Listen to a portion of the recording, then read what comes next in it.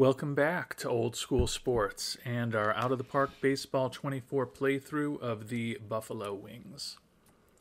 We are at the start of the 2032 to 2033 offseason.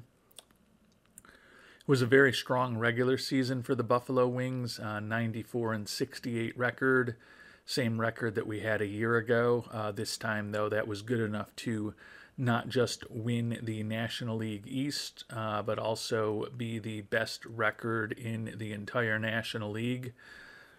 Ended up with the third best offense in the National League in terms of runs scored, and the number one pitching staff in the National League in terms of runs against.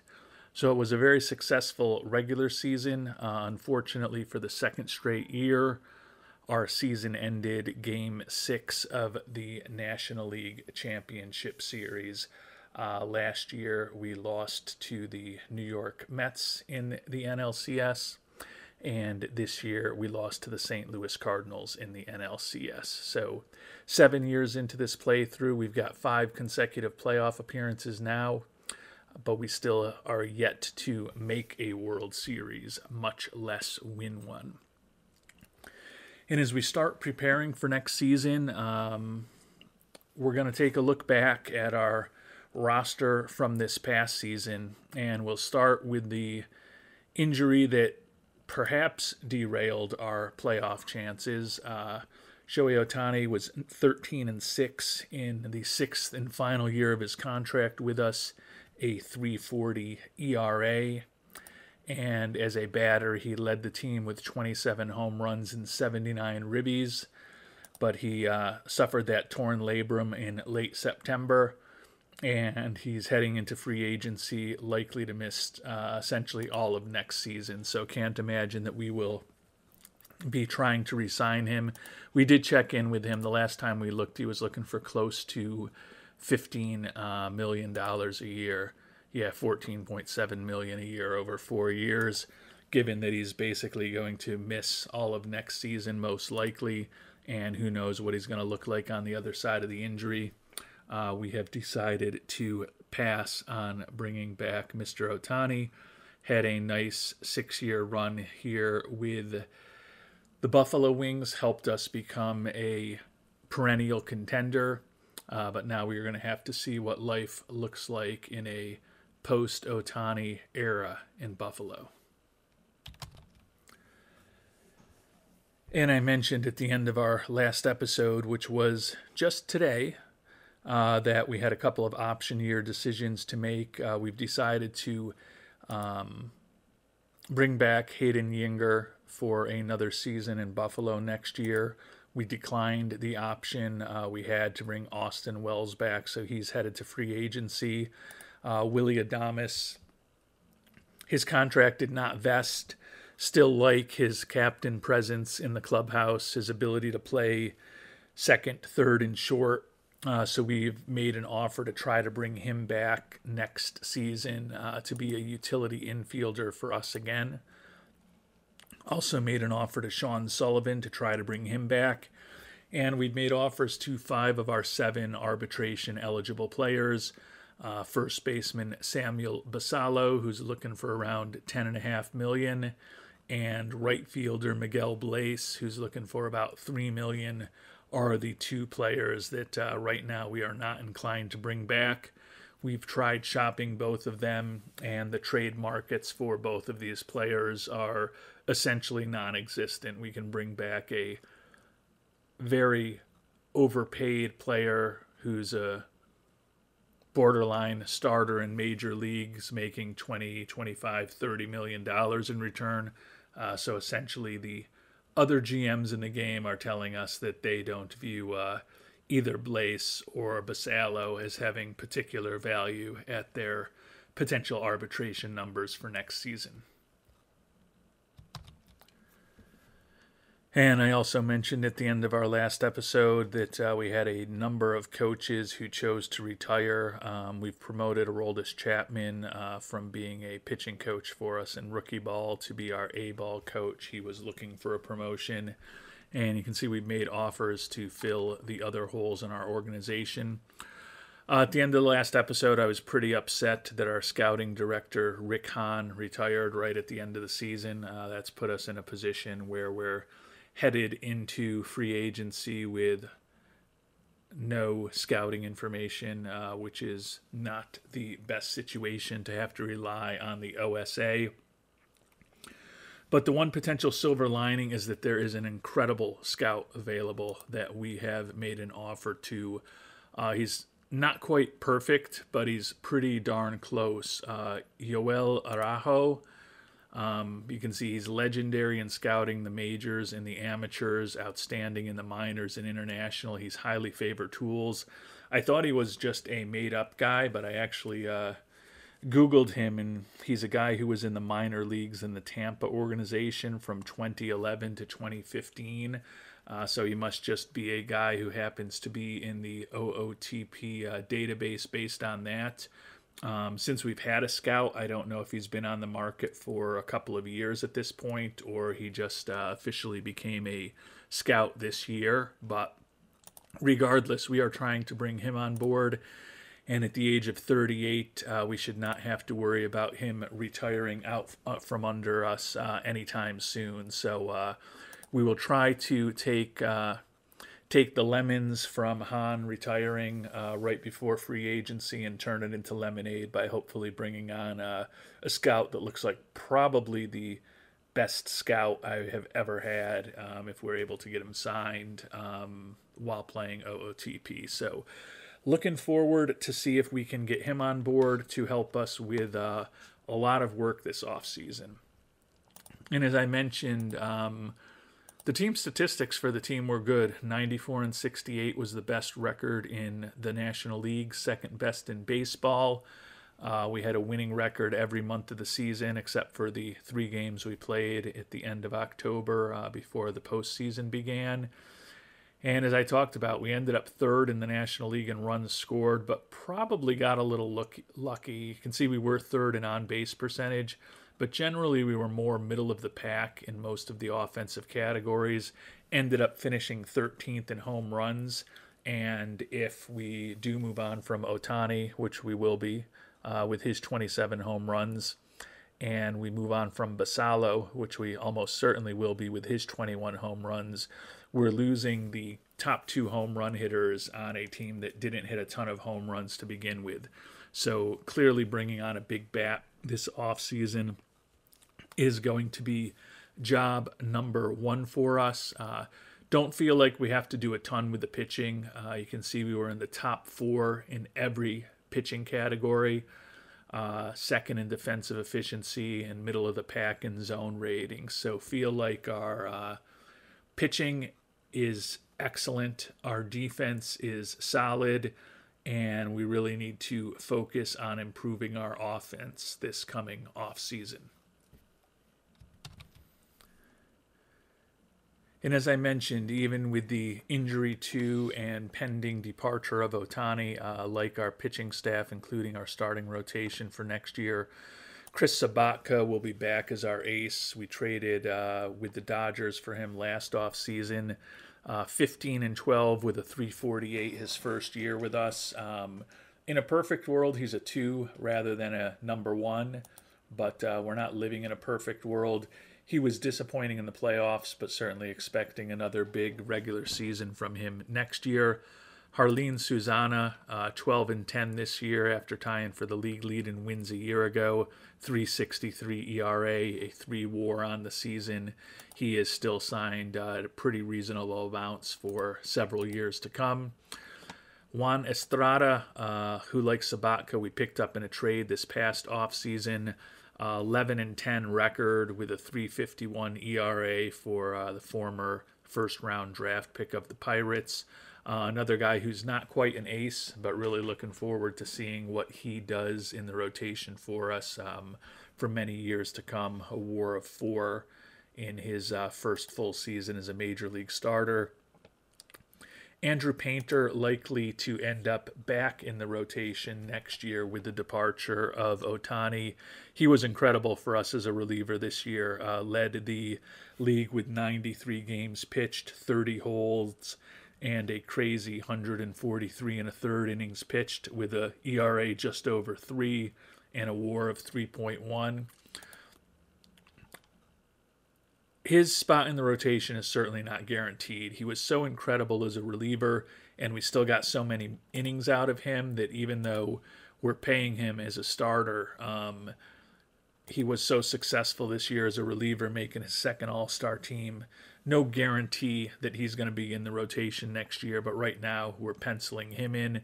And then last but not least, Hayden Yinger, 11 and 8 with a 4.73 ERA, has been a pretty respectable pitcher for us over the years since we picked him up in a trade with Toronto several years ago. Hit free agency this past year, and we decided to bring him back. But over the course of his 5 seasons in Buffalo, he's averaged 10 wins a year with a 3.61 ERA. So hasn't been as good the last few years as those first 2 excellent seasons with us, but still a pretty good bargain for what he has been producing on the field. Bryce Miller, likely to be back in the competition to be our closer. He's saved 39 games each of the last 2 years, although his ERA went up by 0.7 of a run a game this past season. Caleb Ferguson, veteran lefty, been with us the last couple years. He's headed to free agency, 36 years old, looking for about $4.5 million a year. Good pitcher who's done well for us, but probably will move on from him. Feel like we've got enough lefties that we like. One of whom is Zane Adams, 76 and a third innings pitched for us this year, more than a strikeout per inning with a 3.18 ERA. Jorge Carrillo really was the tale of 2 seasons for him. When we look at his stats, 4-3 record with a 5.08 ERA over 79 and 2/3 innings. Sounds pretty brutal, and it certainly was. But when we look a little deeper, those first 10 games when he was a starter, he was 3-3 with a 7.77 ERA. Once he got back into the bullpen, had a 1.77 ERA over 35 and 2/3 innings. So we had picked him up as an international amateur free agent 7, closing in on 8 years ago at this point, thinking he would be a potential starter. And even until this past season, our plan was to have him in the rotation. Seems like he, admittedly small sample size of just 10 games started this year and 1 last year, but seems like he is much more effective out of the bullpen, as many pitchers are. Still not making a ton of money, so he will be in the mix to be a 5th starter for us next year. If we have some injuries, he certainly could end up in the rotation, but right now I think the plan is for him to be in the bullpen. Franklin Heel, 3 wins, 2 saves, 16 holds for us, 3.79 ERA over 59 and a third innings pitched. He'll be back as a middle reliever for us next year. Sean Sullivan, I mentioned, finally headed to free agency for our 2nd round draft pick in 2024. We have already made him an offer similar to the amount he made this year to try to keep him on board. He is, at this point, the only original Buffalo Wing left who has been with us since opening day 2026 when we started playing in the majors. Like his left-handed arm, he's been a league average type guy for us over the years, but he is a lefty. He is a guy who can both start and relieve for us, gives us some flexibility. He's also respected in the clubhouse, so if we don't have to pay crazy money to him, we will keep the last original Buffalo Wing around. Kyle Backus has been a good lefty for us out of the bullpen for a few years, not making a lot of money. We'll bring him back, even though he was not great in limited action in the playoffs this year. Adrian Morejon used to be a big-time member of our rotation, of our pitching staff. We signed him as a minor league free agent about 1.5 years ago. He's primarily been in Albany for us the last couple years, but because of some injuries, did pitch 23 innings with a sub-2 ERA for us this year. He's headed to free agency now and only looking for $1.8 million, but kind of Similar to Ferguson, Morejon is a little bit older. Morejon is also fragile physically. And I do kind of feel that with Zane Adams, Sean Sullivan, and Kyle Backus, we've got three pretty decent lefty arms that are probably going to be out of the pen. And then we've got the lefty Juan Estrada in the rotation. So the veterans Ferguson and Morejon may be moving on. And then Isidro Ochoa, who we brought up right at the end of the year to pitch the final game for us, knowing that he wasn't going to be on our playoff roster. He did not do well in that one game, but he is a guy who this year had pretty solid season in Double-A, 6-3, 2.84 ERA. Struggled a bit in Triple-A, 5-9 with a 4.68 ERA.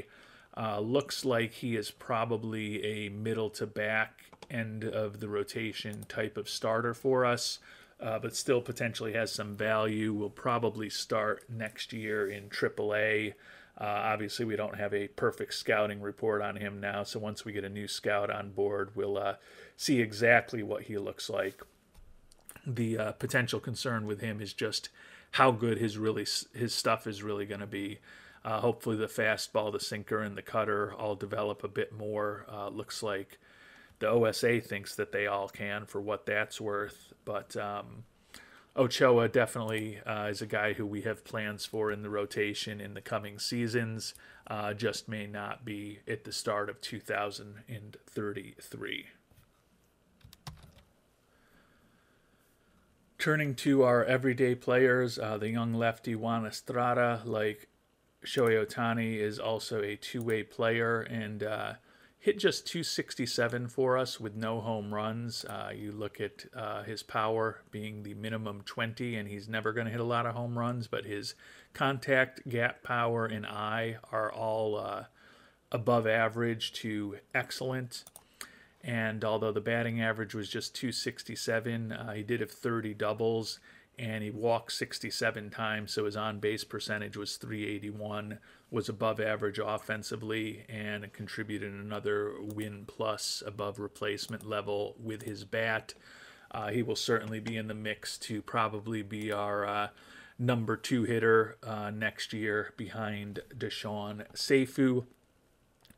Ivan Herrera, catcher, who we picked up before the trade deadline, did not do much, just 4 for 52 in 20 games played. He's looking for starters money and is not pleased with us because he was not the starter here, so we will not be bringing him back. Adley Rutschman, when all was said and done, ended up with another Adley Rutschman season. He's had a WAR of above 4 every season here in Buffalo.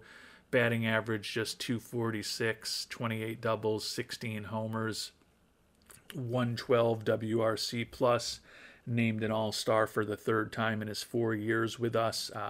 He hasn't been great, but he has overall been a pretty consistently above average player. And looking at his profile, still very good defensively and very good offensively for a catcher. Have him 2 more years at the big money, 37 and 37.5 million the next 2 seasons, and then that team option that presumably we will decline. So have to start thinking about life after Rutschman at catcher over the next few years, but not the biggest issue we're going to need to focus on this coming off season. Turning to our infielders, Henry Allen is a guy we picked up in the Rule 5 draft. Started for us against left-handed pitching, hit 266, 12 doubles and 4 homers in 154 at-bats. Did drive in 25 runs for us, a little bit above average offensively. Certainly will be in the mix to make our team next year, but probably not going to be a starter. Basallo, as I mentioned, is expecting about $10.5 million in arbitration. I think our time with Mr. Basallo is probably at an end. Still hit 21 homers for us in 333 at-bats. Ended up losing his starting job. But first year that he's had where he was a below-average offensive player, and given his defensive limitations, have a hard time justifying a salary of over $10 million for Mr. Basallo next season. Joe Edwards is a guy who could take over for us at first base. Number 84 prospect in baseball, versatile enough to play practically any position on the field. Had a monster year in Albany, 43 home runs, 96 walks. But definitely struggled at the major leagues level when we brought him up in September. Hit just a $179 with 3 homers and 84 at-bats. Struck out 34 times. Hope that he can get that avoid strikeouts improved at least one more notch. No guarantee that he will make the team out of spring training. We may try to get him a little bit more seasoning in AAA, particularly because he was not impressive in the time that he had with us, and it does look like his contact, his home run power, and his avoid strikeout ratings could all get a little bit better. But he will probably be an important part of our future in the short to medium term. Vaughn Necker, first baseman, ended up, after a brutally slow start, at least getting the average up above the Mendoza line. 6 homers and 136 at-bats. Similar to Henry Allen, he'll be in the mix to make the club next year. Not expensive yet, but also not a big-time player. Mentioned that we declined our option on Austin Wells. He hit just .217 for us with only 4 homers and 212 at-bats. Struck out 78 times. Another guy who is a one-dimensional slugger, doesn't bring much to the table defensively, at least in the infield. Outfield, he's respectable, but we declined that option. We'll be looking in another direction next year. Willy Adames, not a big-time starting player anymore, but he can play second, third, and short at a respectable-ish to mediocre level, I would say. The only captain on our club, hit .234, but did have 5 homers and 4 doubles and 94 at-bats, so he's still a league average-ish type offensive player for us in very limited action.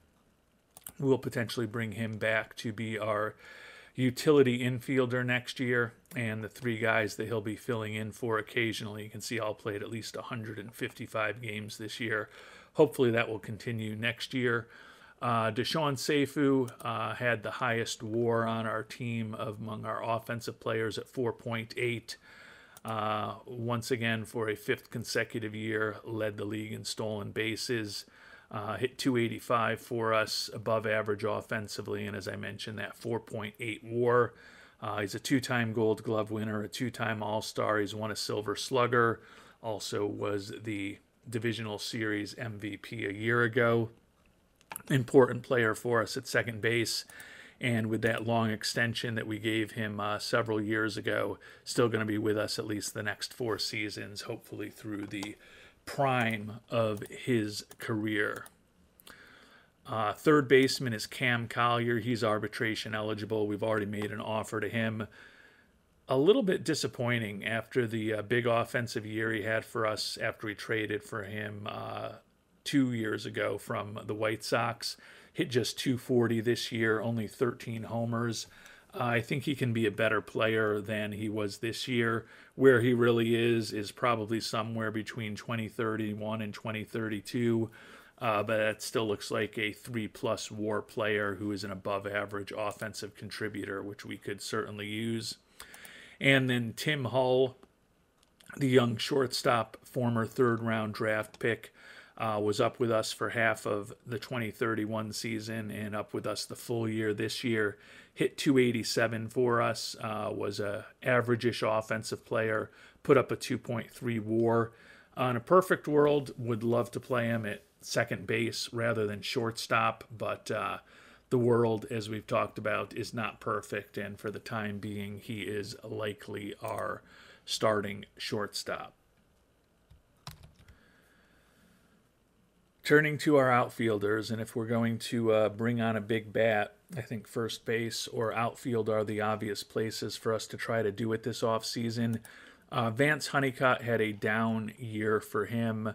Batting average fell almost 50 points to 238. Still hit 31 doubles, 20 homers, and 27 steals. Was still an above average offensive player. Had a WAR of close to 3, but not the same performance that he's had over the first 6 years of his career. He's headed into his final arbitration season. The number is going to be relatively big. He's looking for about $11.5 million. Don't love that he's coming off a bad year. Don't love that he's fragile. But with his speed and with his bat and with his track record, definitely plan on bringing him back. We've got enough offensive deficiencies, losing our number 1 and number 2 home run hitters from this team that didn't have much power. Think it would be a little bit aggressive to move on from our number 3 home run hitter as well, especially because he is a much more balanced all-around player than Samuel Basallo. John Featherston, the center fielder, also headed to arbitration. We'll be looking to bring him back. Similar to Honeycutt, he had a rougher year this year than last. The common theme when you think about those two guys, Collier, Basallo, there's a lot of guys who kind of had down years for us this year. Hit 242, 17 homers, 61 ribbies. His outfield range has dipped a little bit, and he was only a 1 WAR player this year, but still think he can be a pretty valuable player for us next season. And then Miguel Bleis, as I mentioned, we're deciding what to do with him as far as bringing him back. Hit just 200 with 6 homers and 230 at-bats, is a right fielder against left-handed pitching for us, and then also a guy who filled in all over the outfield. Little disappointed with his offensive performance, obviously. Was a negative WAR player on the year. I think we're kind of at a crossroads with him. He's a guy that we've already traded away once. We brought him back this past offseason when we needed a right-handed bat for the outfield. I think we still probably need a right-handed bat for the outfield, but I think we're going to be looking for someone who is a bigger impact hitter than Miguel Bleis is at this point in his career. So that is a review of all of our major leaguers and kind of initial plans for this upcoming off season. We need to find a backup catcher. We need to find a big bat who's probably a outfielder or a first baseman. Don't feel like we have to do a ton with the pitching staff, and fortunately, with the fact that we've officially decided to move on from Austin Wells now, we're up over $30 million in terms of total money available, and certainly moving on from Basallo is going to open up another $10 million or so dollars. So we are going to head into this off season with the potential to sign pretty much any free agent we want. And when we look at the upcoming free agents, a couple interesting names out there. Michael Harris II, Colton Sims, particularly because Harris is a excellent center fielder by trade, can play anywhere in the outfield. Big knock on him is just being fragile. And Colton Sims, although he's been a third baseman over the course of his career, could certainly move him to first. If we decide to keep Joe Edwards down for a while, Sims could be a bat that could help us. 29 homers and 90 ribbies this past year is a down season for him, so that should tell you a lot about the productivity he's had over the years with the Astros. Obviously would love to have a scout on board to get a more accurate scouting report on a lot of these players before we have to make some decisions. Jason Dominguez, another guy who could be in the mix if we want to spend money on an outfielder. If we bring him on board, presumably he would take over as our starting center fielder, and Featherston might move into more of a fourth outfielder role. And Featherston, with his ability to play defensively and still have a little bit of bat, would be a pretty interesting fourth outfielder. So there's definitely some interesting options for us to think about as we get ready for this off season. Who knows whether all of these players will even hit free agency or not, but the hope is that 3 weeks from now, when we get past arbitration and to the start of free agency, we'll have had a scout on board for a few weeks, and we'll have a much better accuracy and understanding of who these potential free agents we're going to be throwing a lot of money at really are. But before we move on to the offseason in earnest, just wanted to check in on our postseason statistics. This was mentioned in some of the comments to our last episode, but our offense really let us down. Estrada, the two-way guy, hit 343, and Featherston was 296, and Stayfu hit 286. So those three guys kind of kept up their end of the bargain. But among our other 6 starters, 226 was the highest batting average from Cam Collier, 212 from Hull. Rutschman only hit 200, although at least he drove in 8 runs. Austin Wells, a $171, and then Joe Edwards and Vance Honeycutt both hit under 100 for us. So when you've got 6 of your 9 starters hitting 226 or worse, you're not going to be generating a lot of offense, and that was a big problem for us this postseason. And certainly not having Ohtani around didn't help. Would he have magically made us a World Series winner? Probably not.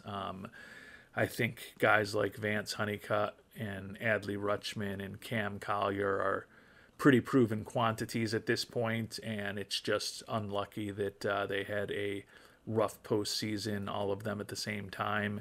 Edwards, question how much he is going to hit, and Hull, although he was really good in the regular season, obviously struggled this postseason, but I think he'll bounce back.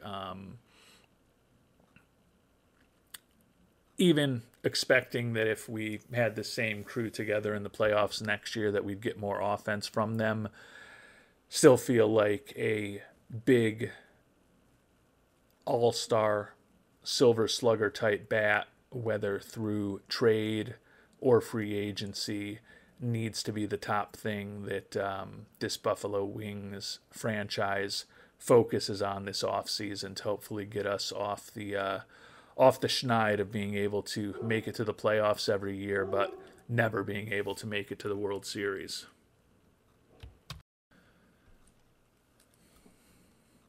And with that, the 2032 season is in the books, and it's time to start simming forward to hopefully, at the very least, over the next week, would love to get a scout signed to help make our potential off-season activities a little more informed by strong opinions based in something.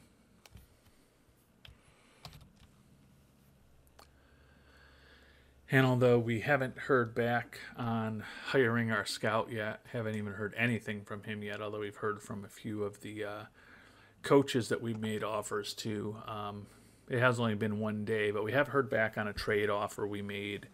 We offered the minor league pitcher Jeremy Bowen, who was a 6th-round pick of ours in 2028, 13-5 with a 4.75 ERA, pretty average metrics in high A ball this year. But when I look at his profile, and again, I need to keep in mind that I'm now looking at the OSA profile rather than our own, doesn't look like he's going to be a big-time major league pitcher. Looks more like a back-of-the-rotation kind of guy. And we've got the opportunity to pick up the 27-year-old Gavin Grayovac from the Milwaukee system and have them retain 80% of his contract. He signed to a pretty bad-ish contract for a player who's already fragile at the age of 27. But his batting profile, particularly in the 3 ratings that if I had to pick 3 I care about the most, it would be contact, home run power, and eye. He's above average in each of those. He's capable of playing first, left, or right pretty proficiently. Can also play catcher, second, and third in a pinch. Right-handed hitter. So a guy who we would definitely envision being in the mix for regular playing time against left-handed pitching. Probably a borderline starter against right-handed pitching. Since we don't have a scouting report or a scouting report that we have a lot of confidence in, though, let's look at what the guy's done over the course of his major league career. And until this past season, he's been an above average offensive player every year. And if the Brewers are willing to keep that much of his contract, I look at his outfield ratings, and I kind of view him as someone who, with the Brewers keeping 80% of his contract, he's an upgrade from what we had with Miguel Bleis as kind of a fourth or fifth outfielder. He's a guy who's more versatile in terms of the positions he can play, and you can see he can basically play anywhere on the field. He's not trained at shortstop, he's not trained at center field, and he wouldn't be particularly proficient at those players, but he is a guy who literally can play any position except pitcher for us if we need him to. So I think he would be someone interesting to potentially bring on board. I'm going to try to get a little more from them. I want to kick it up to 85% that they would retain, perhaps. It doesn't look like they're looking for a big player in return to keep 80% of his contract. So we will discuss it again, kick him up to 85. And if you're looking closely, you'll see that the Make This Work Now button is back on. I did make a change yesterday at the start of this off season that I want to let everyone know about. I've turned hard mode off. Basically, hard mode for me has just become take a week of going back and forth, trading offers back and forth with these teams to get to where I would have gotten anyways. It doesn't really make the deals harder for me. It just makes them take longer. Just kind of a hassle to me at this point, so I have turned that off. That's the only setting that I've changed, but glad that I thought about mentioning it. I meant to mention it at the start of the episode, and I knew there was something I wanted to mention, and I forgot what that was, so I just figured I'll go ahead with the episode. It can't be that important, but it was something relatively important. So thinking about this trade makes me reminds me to let you know about that. So we're going to see if Bowen will get Grayovac for 85%. So we'll submit that offer to Milwaukee, and they still say we're almost there, but they're looking for a pretty good player now to get to 85%, which I don't love. So I'll have to give that a little more thought. Maybe I'll add in a couple of these guys that they had been interested in, even if they're veterans. Drew Necochea, Ahuenga Matiba,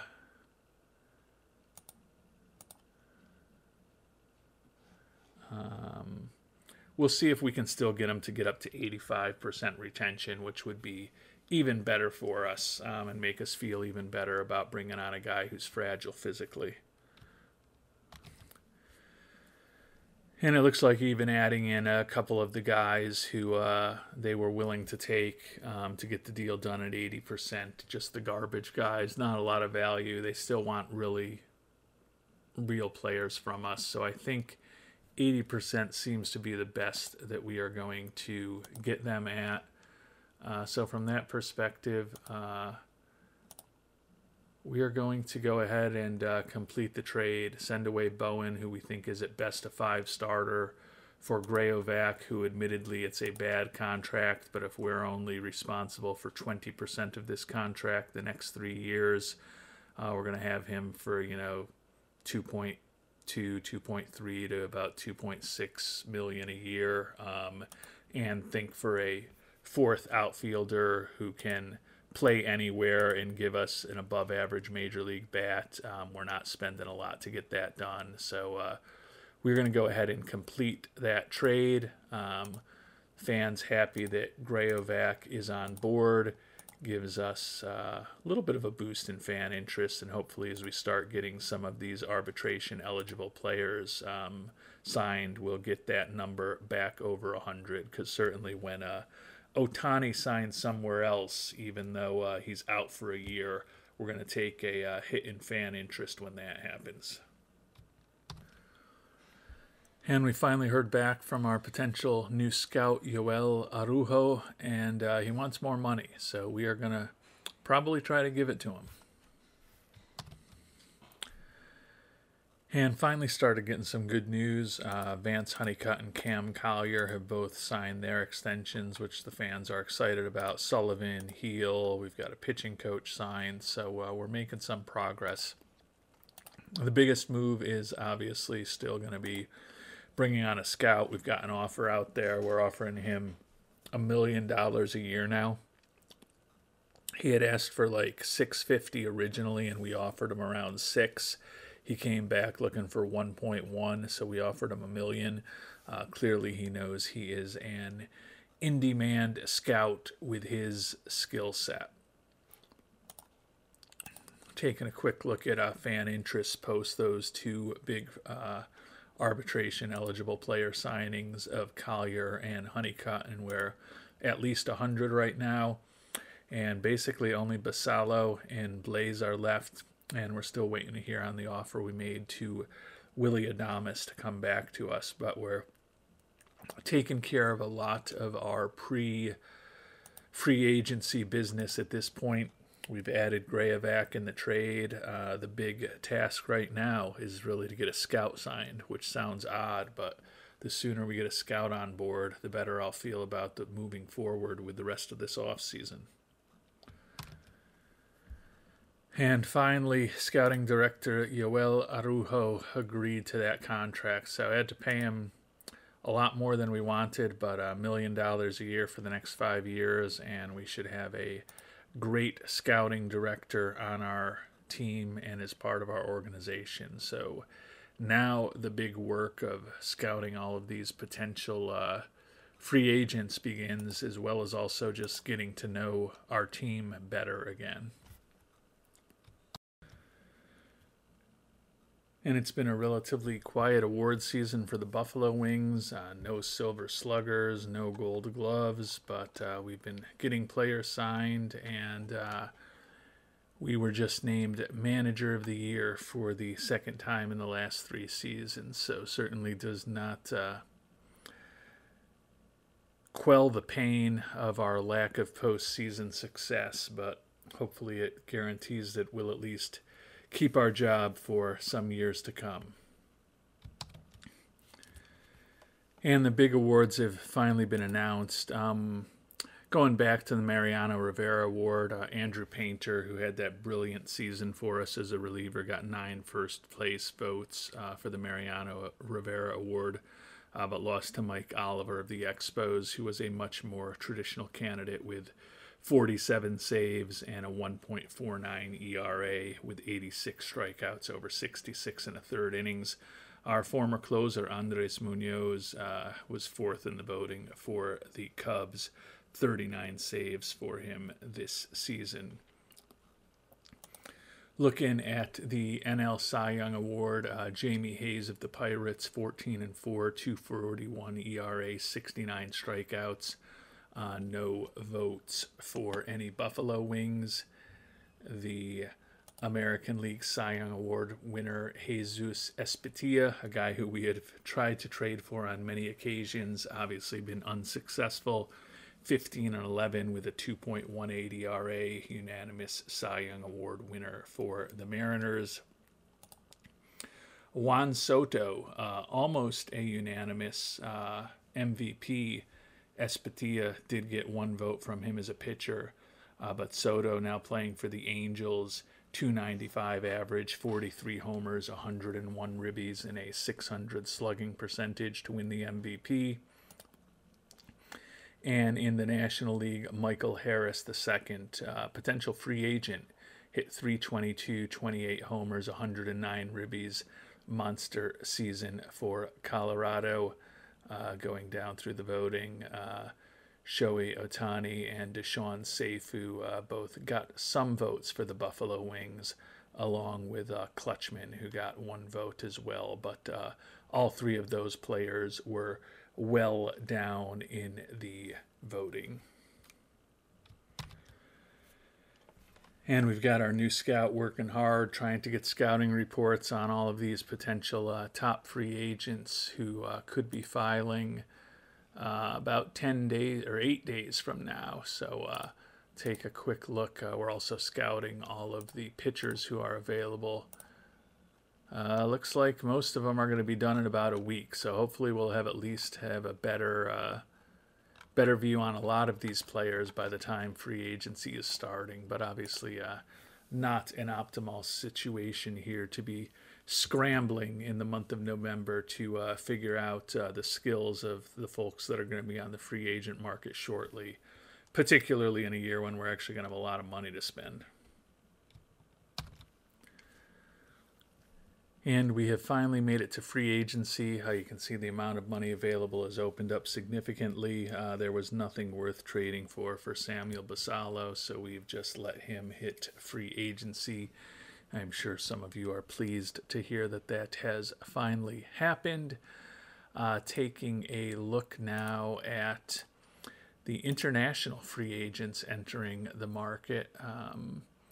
Don't know if there's going to be anyone worth further investigation. Relief pitcher Dae-Sung Kim. We've got low accuracy on him. Says he's looking for $6 million.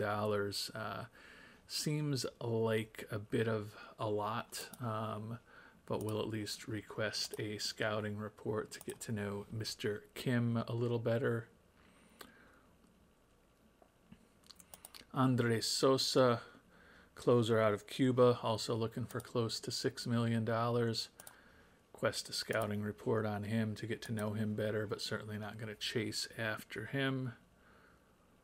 Juan Padilla, a left fielder, looking for $13 million. Hard to imagine that he is going to fit into our plans, but we'll at least find out more about him. And then Yusuke Tada,